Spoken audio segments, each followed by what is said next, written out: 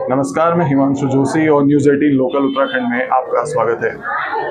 कुमाऊं की एक सांस्कृतिक विरासत है ऐपन कला, जो यहाँ सदियों से घरों की दहलीज तक ही सीमित हो गई थी। लेकिन उसके बाद जो यहाँ की युवा पीढ़ी आई, युवा पीढ़ी ने इस ऐपन कला को इतना संवारा, इतना सहेजा कि आज यहाँ की युवा पीढ़ी ऐपन कला में कई अच्छे मुकाम हासिल कर रही है। आप इस स्टोरी में पूरा जानेंगे कि कैसे यहाँ के युवा इस ऐपन कला को आगे बढ़ा रहे हैं।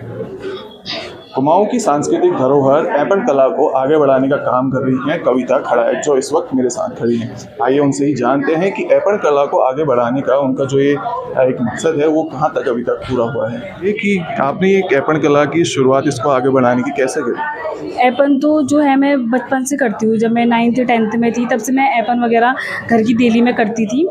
तो फिर जो मेरा स्कूल में सब्जेक्ट था वो ड्राइंग, और फिर मैंने कॉलेज भी ड्राइंग से ही करने की सोची। तो फिर अभी मैंने कॉलेज भी ड्राइंग से ही करा।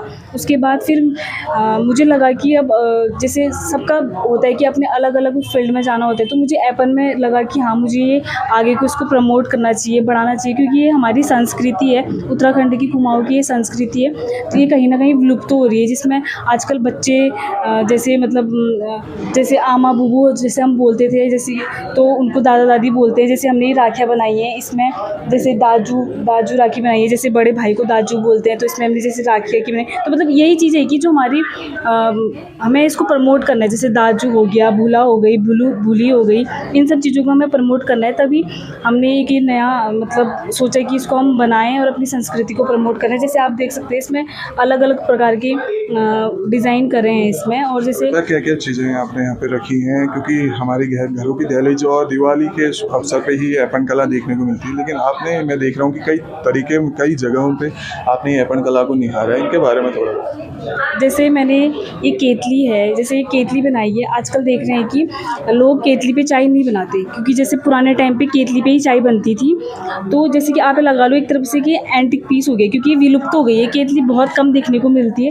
तो मतलब यही सोचा कि हमारी जो ये चीज़ है ये मतलब संभाल के इसको रखा जाए, इसको ऐसे डेकोर करके रखा जाए ताकि ये ऐसे जीवित रहे। और जैसे अलग अलग फ्रेम भी बनाए हैं। और तो कविता, इस कला के जरिए आपने कुछ रोजगार के अवसर भी आपके लिए खुले हैं, या आपका एक शौकिया तरीके पे आप ये काम कर रहे हैं?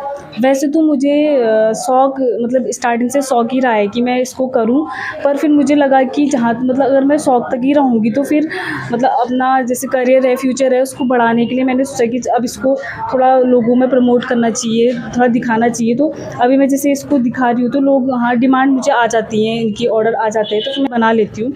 तो जैसा कि कविता ने बताया कि जो हमारी ऐपन कला है वो सदियों से हमारे घरों की दहलीज तक ही सीमित हो रही थी। आने वाली युवा पीढ़ी इस ऐपन कला को नहीं जानती थी, और ऐसे कविता जैसी जो युवतियां हैं उन्होंने आगे आकर इस ऐपन को दहलीज से निकाल कर अपना एक रोजगार भी वो यहाँ पे चला रही हैं, जो कहीं ना कहीं कुमाऊं की सांस्कृतिक विरासत को आगे बढ़ाने का काम कर रहा है।